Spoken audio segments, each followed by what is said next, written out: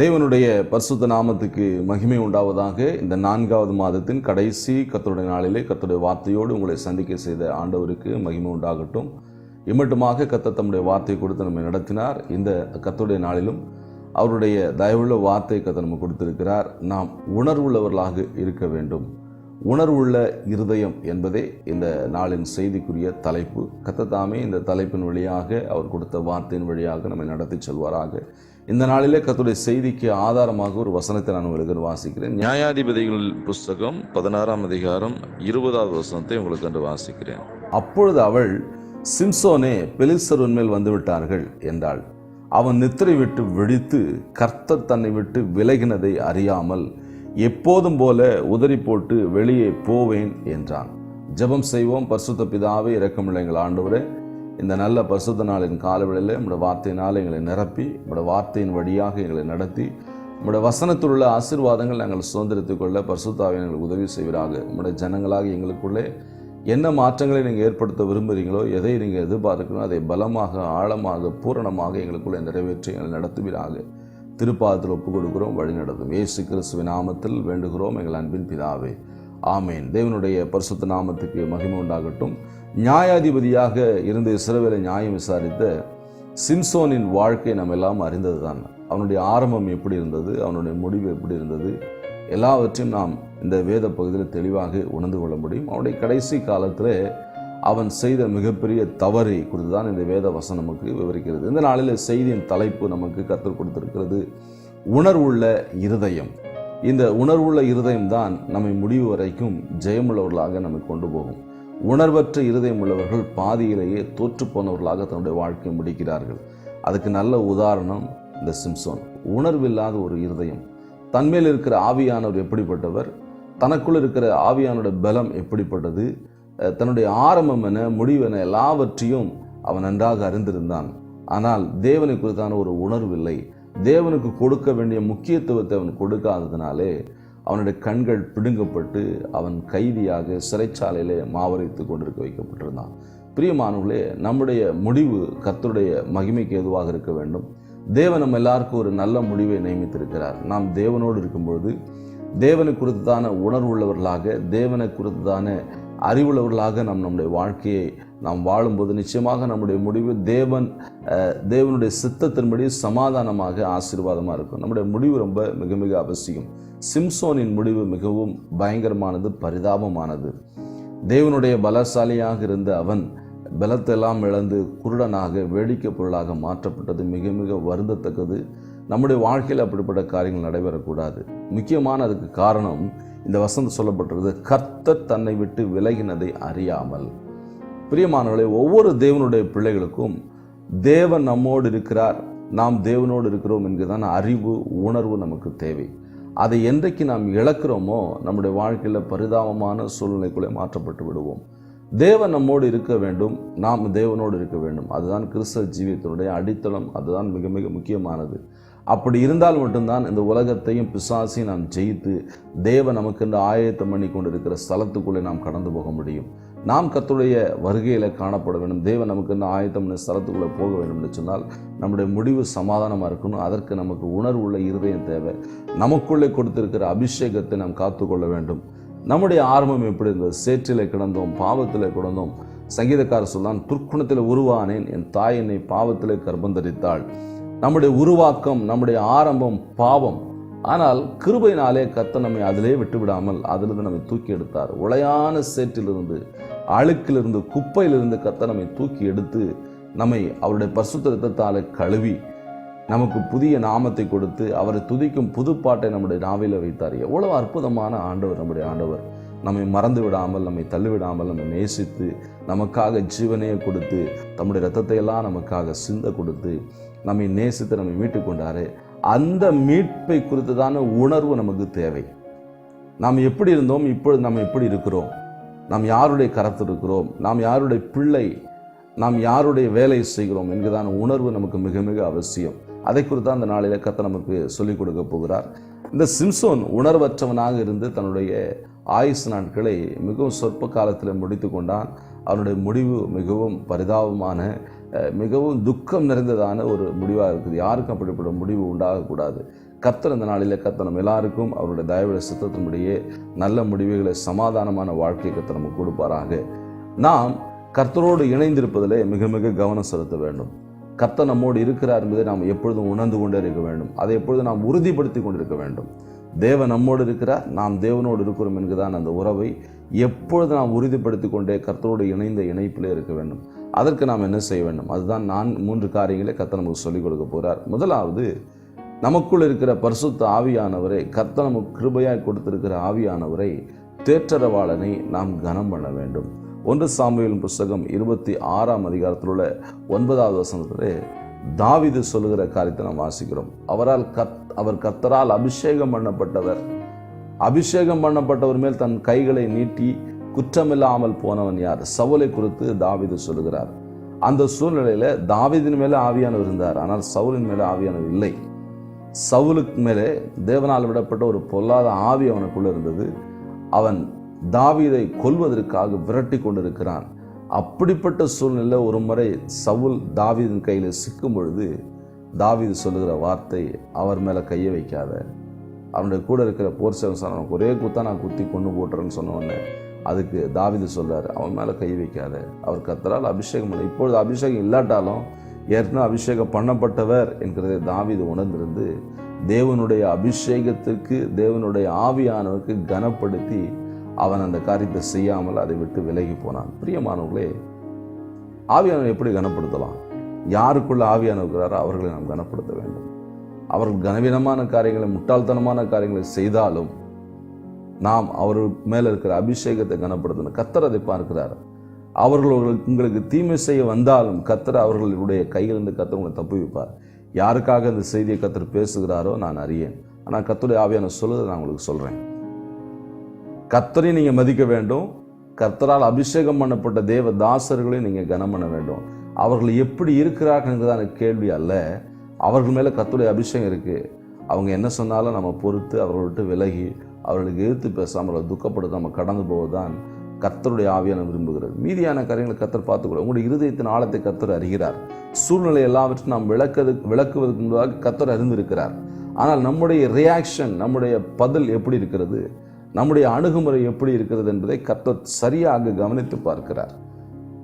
தாவீதுடைய அணுகுமுறை எப்படி இருந்தது? அவர் கர்த்தரால் அபிஷேகம் பண்ணப்பட்டவர். என்னை கொலை செய்ய வந்தாலும், எனக்கு தீமை செய்ய வந்தாலும் அவர் கர்த்தரால் அபிஷேகம் பண்ணப்பட்டவர். தன்மேல் இருந்த ஆவியானவரை கனப்படுத்தி, தனக்குள் இருக்கிற அபிஷேகத்தை கனப்படுத்தி அவன் ஞானமாய் நடந்து கொண்டான். இந்த காலகட்டங்களில் நாமும் கூட ஞானமாய் நடந்து கொள்ள வேண்டும், ஞானமாய் பேச வேண்டும்.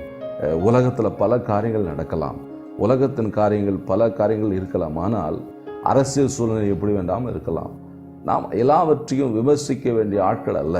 நாம் உலகத்தோடு ஒத்து போய் பேச வேண்டிய ஆட்கள் அல்ல. அதற்காகத்தான் நம்ம அழைக்கலை. அதற்காக கனமான அபிஷேகத்தை நம்ம மேலே கர்த்தர் வைக்கலை. நாம் கர்த்தருடையவர்கள். கர்த்தர் என்ன சொல்லுகிறாரோ அதை மாத்திரம் செஞ்சுட்டு போயிட்டே இருக்கணும். நம்ம வேறு யாரையும் கிரிட்டிசைஸ் பண்ணவோ, அபிஷேகம் பெற்றவர்களாக இருந்தாலும் சரி, அபிஷேகம் பெறாதவர், இந்த உலக தலைவராக இருந்தால் யாரையும் நம்ம பேச வேண்டிய அவசியமே இல்லை. நமக்குள்ள இருக்கிற ஆவியை நம்ம துக்கப்படுத்தக்கூடாது. அவரை கனம் பண்ண வேண்டும். அவரால் அபிஷேகம் பண்ணப்பட்டவர்கள் நாம் கனம் பண்ண வேண்டும். சவுலுக்கு ஏற்ற கனத்தை தாவீது கொடுத்தார். நாமும் தேவனால் அபிஷேகம் பண்ணப்பட்ட தாசர்களுக்கு, தேவனுடைய தாசர்களுக்கு, நம்முடைய போதகருக்கு, நம்மை நடத்துகிறவர்களுக்கு நாம் என்ன செய்யணும்? அதை நாம் அந்த கனத்தை கொடுத்துடணும். நம்மை நடத்துகிறவர்கள் மன துக்கத்தோடு நடத்தினா அது பிரயோஜனமாக இருக்காது. அவர்கள் நம்மை குறித்து உத்தரவாதம் பண்ணுகிறவர்கள். அதனால அவர்களுக்குரிய கனத்தை கொடுக்க வேண்டும் என்று இந்த காலையில் ஆவியானவர் சொல்கிறார். ஆவியானவருக்கும் கொடுக்க வேண்டிய கனத்தை நாம் கொடுக்க வேண்டும். நமக்குள்ள இருக்கிற ஆவியானவருக்கு நாம் சரியானபடி கீழ்ப்படி நடக்க வேண்டும். முதலாவது, ஆவியானவரை கனம் பண்ணி வாழும்போது கர்த்தருக்கும் நமக்கும் இடையே உள்ள உறவு உறுதிப்பட்டிருக்கும். அதிலே உணர்வுள்ள இருதயத்தை நாம் காண முடியும். நாம் நிச்சயமாக வெற்றியாக நம்முடைய வாழ்க்கையை நகர்த்த முடியும். நம்முடைய முடிவு சமாதானமாக இருக்கும். இரண்டாவதாக நாம் கவனிக்க வேண்டிய முக்கியமான விஷயம், எபேசியர் 4ஆம் அதிகாரம் 30ஆம் வசனத்தில், நீங்கள் மீட்கப்படும் நாளுக்கு இன்னும் முத்திரையாக பெற்ற பரிசுத்த ஆவியானவரை துக்கப்படுத்தாதிருங்கள் என்று வாசிக்கிறோம். நமக்குள்ள இருக்கிற ஆவியானவர் கனப்படுத்துவது மட்டுமல்ல, அவரை துக்கப்படுத்தாமல் இருக்கணும். ஆவியானவர் நாம் எப்படிலாம் துக்கப்படுத்தலாம்? நமக்கு முத்திரையாக கொடுக்கப்பட்ட ஆவியானவரை அவருக்கு பிரியமில்லாத காரியங்களிலே, அவருக்கு பிரியமில்லாத வழிகளிலே நாம் நடக்கும் பொழுது அவரை நாம் துக்கப்படுத்தி விடுகிறோம். தேவனை துக்கப்படுத்தும்படியாக, ஆவியான துக்கப்படுத்தும்படியாக அவர் நமக்கு கொடுக்கப்படலை. அவருக்கு பிரியமாய் நடக்கும்படியாக, அவருடைய ஆலோசனை கேட்டு நடக்கும்படியாக, ஆவியானுடைய நடத்துதலின்படி நடக்கும்படியாக தான் ஆவியை நமக்கு கொடுக்கப்பட்டிருக்கிறார். இயேசு கிறிஸ்து தங்களை விட்டு போய்விடுகிறார் என்று அங்கலாயுத சீஷர்களுக்கு ஆண்டு சொல்றார், நான் போகிறேன், நான் போய் உங்களுக்கு தேற்றவாளன் அனுப்புவேன். நான் போகாதிருந்தால் தேற்றவாளன் இடத்துல வரமாட்டார். அப்படின்னா இயேசு கிறிஸ்துடைய இடத்தை நிரப்புவதற்கு கொடுக்கப்பட்டவர் தான் பரிசுத்த ஆவியானவர். இந்த பரிசுத்த ஆவியானவரை நாம் என்ன செய்யக்கூடாது? துக்கப்படுத்தக்கூடாது. இயேசுவுக்கு எப்படி கனத்தை கொடுத்தாங்களோ அதே ஈக்குவல் கனத்தை பரிசுத்த ஆவியை நம்ம கொடுக்கணும். பரிசுத்த ஆவியை துக்கப்படுத்துவது நம்முடைய வேலை அல்ல, பரிசுத்த ஆவியானோடு இணைந்து வாழ்வதுதான் நம்முடைய வேலை. அப்போஸ்தலர் நடவடிக்கைகள் 4ஆம் அதிகாரம் 4வது வசனத்தில் சவுலாக இருந்த அந்த பவுலை பார்த்து ஆண்டவர் கேட்கிறார், சவுலே சவுலே, நீ என்னை ஏன் துக்கப்படுத்துகிறாய்? நீ ஏன் துன்பப்படுத்துகிறாய்? முள்ளில் உதைப்பது உனக்கு கடினமாமே. ஆவியானவரை துக்கப்படுத்துவது முள்ளில் உதைப்பதற்கு சமானம். இந்த சவுல் தேவனுக்கு பிரியமில்லாத வழியிலே தீவிரமாய் கடந்து போய் கொண்டிருந்தார். அப்பொழுது கர்த்தர் அவரை சந்தித்தார். பிரியமானவர், இந்த காலவெளியிலே கர்த்தருக்கு பிரியமில்லாத வாழ்க்கையை நாம் தீவிரமாய் வாழ்ந்து கொண்டிருக்கிறோமா? நம்முடைய வாழ்க்கை தீவிரமாய் நகர்ந்து கொண்டிருக்குதா? அதில் கர்த்தர் துக்கப்படுகிறார், ஆவியானவர் துக்கப்படுகிறார். அதற்காக நாம் அழைக்கப்படவில்லை, தேவனை கனப்படுத்த தான் நாம் அழைக்கப்பட்டிருக்கிறோம். ஆவியானவர் துக்கப்படுத்தக்கூடாது. நம்முடைய எந்த செய்கையும் கர்த்தரை துக்கப்படுத்துவதாக அமைந்து விடக்கூடாது. கர்த்தரோடு இணைந்த ஒரு வாழ்க்கையாக நாம் வாழ வேண்டும். சிம்சோன் அப்படிதான், கர்த்தரை அறியாமல் கர்த்தரை துக்கப்படுத்தி பல சூழ்நிலைகளிலே கர்த்தர் அவனை மன்னித்து அவனை அப்படியே கொண்டு போய் கொண்டே இருந்தார். கடைசியாக கர்த்தர் அவனை விட்டு விலகினதை அவன் அறியாமல் கர்த்தர் அவனை விட்டு விலகி போனார். பிரியமானவர்களே, நாம் கர்த்தரை துன்பப்படுத்தக்கூடாது, கர்த்தரை துக்கப்படுத்தக்கூடாது. ஆண்டவருடைய மனவேதனைக்கு நாம் ஆளாகக்கூடாது. நம்மேல் இருக்கிறதான அந்த அபிஷேகத்தை நாம் காத்துக்கொள்ள வேண்டும். அபிஷேகம் பண்ணப்பட்டு நாம் கனம் பண்ண வேண்டும். கர்த்தருடைய வழியில் நடப்பது தான் கர்த்தருக்கு பிரியம். அவருடைய பிரியமில்லாத வழியிலே தீவிரமாய் போவது அவரை துக்கப்படுத்துக்கு ஏதுவாக இருக்கும். நம்முடைய சொந்த வழியெல்லாம் விட்டுட்டு நாம் தேவனுடைய வழியில் நடக்க பழக வேண்டும். ஏசாயா தீர்க்கதரிசி புத்தகம் 55ஆம் அதிகாரத்தில் சொல்லப்பட்டது பிரகாரமாக, உங்களுடைய வழிகள் என்னுடைய வழிகள் அல்ல, உங்களுடைய நினைவுகள் என்னுடைய நினைவுகள் அல்ல என்று கர்த்தர் சொல்கிறார்.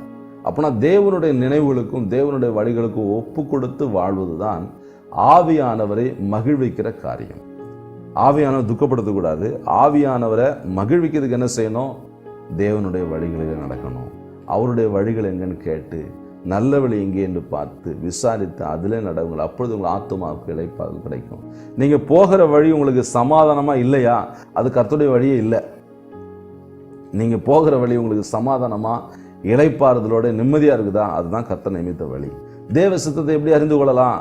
தேவ வழியில் நம்ம எப்படி நடக்கணும்னு அறிந்து கொள்ளலாம். உங்கள் இருதயம் சமாதானமாக இருந்தால் தேவனுடைய வழி. உங்கள் இருதயம் சமாதானம் இல்லாமல் இருந்துச்சுன்னா அது கர்த்தருடைய வழியே கிடையாது. சீக்கிரமாக அந்த வழியை விட்டு விலகி தேவனுடைய வழியில் நடக்க பழகுங்கள். கர்த்தரை ஆசீர்வதிப்பார். கடைசியாக, ஆவியானவர் நடத்தும் பாதைகளில் முழு மனதோடு நடக்கணும். தேவனுடைய வழி கண்டுபிடிக்கணும், அது முழு மனசோடு நடக்கணும். மத்தேயு 4ஆம் அதிகாரம் 1வது வசனத்தில் இயேசு கிறிஸ்து ஞானஸ்நானம் எடுத்த உடனேயே ஆவியானவர் சாத்தானால் சோதிக்கப்பட்டு வனாந்திரத்தில் நடத்தினார். ஆவியை எந்த வழியில் நடத்துகிறார்? அந்த வழியில் சந்தோஷத்தோடு போயிடணும், நிம்மதியோடு அமைதியாக போயிடணும். ஆவியானவர் இயேசுவை வனாந்திரத்தில் நடத்தினார். நம்மையும் கூட ஒரு சில சூழ்நிலை கர்த்தர் வனாந்திர பாதையில் நடத்துவார். இஸ்ரவேல் மக்களை 40 வருஷம் வனாந்திர பாதையில் கர்த்தர் நடத்தினார். ஒரு குறையும் அவர்களுக்கு இல்லை. கர்த்தர் நடத்துகிற வழியிலே யார் தங்களை ஒப்புக் கொடுக்கிறார்களோ அவர்களுக்கு ஒரு குறையும் இருக்காது. பிரியமானவர்களே, இந்த காலவெளியிலே கர்த்தர் நடத்துகிற வழியில நாம் நடப்போம். இயேசு வனாந்திரத்தில் நடந்தார், ஆவியானவர்களால் நடத்தப்பட்டார்.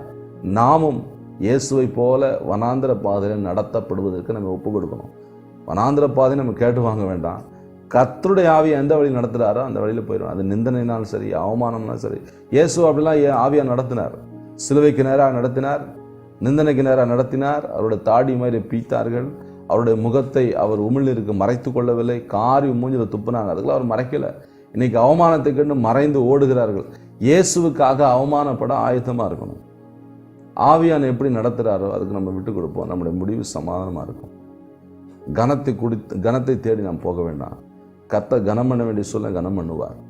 அவரை நாம் கனம் பண்ணும்போது நிச்சயம் அவர் நம்ம கனம் பண்ணுவார். ஒரு தேவனுடைய பிள்ளை கர்த்தர் கைவிட மாட்டார். எல்லாரையும் கனம் பண்ணுவார் நிச்சயமாக. ஆனால் கர்த்தர் நடத்துகிற பாதையிலே நாம் நடந்து பழக வேண்டும். அவர் நடத்துகிற வழிகளுக்கு நம்ம ஒப்பு கொடுக்க வேண்டும். கர்த்தர் இயேசுவை பரிசுத்த ஆவியானவர் வனாந்திரத்திலே நடக்க பண்ணினார். இயேசு வனாந்திரத்தில் நடந்தார்.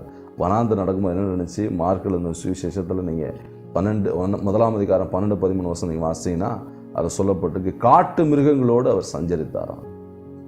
தேவ தூதர்கள் அவருக்கு வந்து உதவி செய்தார்கள். ஆவியானவர் நடத்துகிற பாதை வனாந்திரம் இருந்தாலும் சரி, அதில் நீங்கள் நடந்தீங்கன்னா பரலோகத்தினுடைய உதவி உங்களுக்கு கிடைக்கும். பரலோகத்தின் உதவி உங்களுக்கு வேணுமா? அதாவது சீக்கிரமாக கிடைக்காது. கர்த்தருடைய ஆவியை நடத்துகிற வழி நீங்கள் நடக்கும்போது பரலோக உதவி கிடைக்கும். பரலோகத்திலிருந்து எல்லா நன்மையான ஈவும் பூரணமான வரமும் வருது. எல்லாம் பூரணமான வரமும் எல்லா நன்மையான ஈவும் உங்களுக்கு வேணுமா? ஆவியாக நடத்துகிற பாதையை கேள்வி கேட்காம நடந்தீங்கன்னா எல்லா நன்மையும் கர்த்தர் உங்களுக்கு கொடுப்பார். 3 முக்கியமான ஆலோசனைகள் கர்த்தர் நமக்கு கொடுத்திருக்கிறார். நாம் உணர்வுள்ளவர்களாக இருந்து நம்மேல் இருக்க அபிஷேகத்தை காத்துக்கொள்ள வேண்டும், பரிசுத்த ஜீவியம் வாழ வேண்டும், நம்முடைய முடிவு சமாதானம் இருக்குன்னா 3 முக்கியமான காரியங்கள் நம்ம கவனம் செலுத்தணும். 1, ஆவியானவரை கனம் பண்ணி வாழ வேண்டும். அதில் ரொம்ப நாம் கவனம் செலுத்தணும். தேவனுடைய தாசர்களை கனம் பண்ண வேண்டும், கர்த்தரையும் கனம் பண்ண வேண்டும், கர்த்தருடைய தாசர்களையும் கனம் பண்ண வேண்டும். 2வது, ஆவியானவரை துக்கப்படுத்தாதிருக்க வேண்டும். அவருடைய வழியில் மட்டுமே நடக்கணும். சொந்த வழியெல்லாம் மூட்டை கட்டி ஓரமாக வச்சுட்டு கர்த்தருடைய வழியில் கர்த்தருடைய நினைவுகளோடு நடக்கும்போது கர்த்தரை நாம் மகிழ்விப்போம், கர்த்தரை நாம் துக்கப்படுத்த மாட்டோம். கடைசியாக, அவர் நமக்கு நியமித்த எந்த வழியாக இருந்தாலும் அந்த வழியில் முழு மனதோடு நடக்கணும். அது வனாந்திர பாதையாக இருந்தாலும் சரி, எந்த பாதையாக இருந்தாலும் நம்ம நடக்க முடிஞ்ச வழி தான் கர்த்தர் நடத்துவார். நடக்க முடியாத வழியில் கர்த்தர் நடத்த மாட்டார். நிச்சயமாக கர்த்தர் நடத்துவார்னு சொன்னால் அதை கடக்கத்தக்கதான பலனையும் கர்த்தர் கொடுப்பார். இஸ்ரவேல் மக்கள் வனாந்திர பாதையை கடப்பதற்கு அதுக்குரிய எல்லா அனுகூலத்தையும் கர்த்தர் கொடுத்தார். பகலில் மேக ஸ்தம்பம், இரவில் அக்கினி ஸ்தம்பம், பாதரட்சி தேயலை, வஸ்திரம் பழசா போகலை, சாப்பாட்டுக்கு குறையில்லை, என்னென்னலாம் கேட்டாங்களோ அதெல்லாம் கர்த்தர் கொடுத்தார். ஆனால் அவங்க மட்டும் கர்த்தர் கீழ்ப்படியலை. வனாந்திரத்தில் அவ்வளோ பேரையும் கொண்டு போட்டார் ஆண்டவர். பிரியமானவர்களே, கர்த்தர் நமக்கு எல்லாவற்றையும் கொடுப்பார். அவருடைய வழியில் முறுமுறுப்பு இல்லாமல் நடக்கணும். என்னைக்கு முறுமுறுக்க ஆரம்பிக்கிறோமோ அன்றைக்கு கர்த்தருடைய கோபத்துக்கு உள்ளாவோம். நாம் முறுமுறுப்பு இல்லாமல் கர்த்தரோடு இசைந்திருப்போம், கர்த்தரோடு இணைந்திருப்போம். நிச்சயமாக பரம கானானை நாம் சுதந்திரித்துக் கொள்ள கர்த்தருடைய ஆவியை நம்ம நடத்துவார். ஜெபம் பண்ணலாம். பரிசுத்த பிதாவே, இரக்கமுள்ள எங்கள் ஆண்டவரே, பரலோகத்தின் தகப்பனே, ஆசீர்வதிக்கப்பட்ட அருமையான அந்த நல்ல காலை நேரத்துக்காக ஸ்தோத்திரம். இந்த காலை வேளையில் எங்களை தாழ்த்தி அந்த திருப்பாத்திர ஒப்பு கொடுக்குறோம். உங்களுடைய பரிசுத்தமான வார்த்தைகளை, பரலோக வார்த்தைகளை கிருபையை எங்களுக்கு கொடுத்துறே. ஆவியானவரே, உண்மை நாங்கள் கனமணி வாழ உதவி செய்யும், உம்மை துக்கப்படுத்தாமல் வாழ உதவி செய்யும், உம்முடைய வழிகளில் முழு மனதோடு நடக்க எங்களுக்கு உதவி செய்யும். இந்த வார்த்தைகளை கேட்டும் இந்த மக்களை பிதா குமாரன் பரிசுத்தாவின் நாமத்தினால் ஆசீர்வதித்து ஜெபிக்கிறேன்.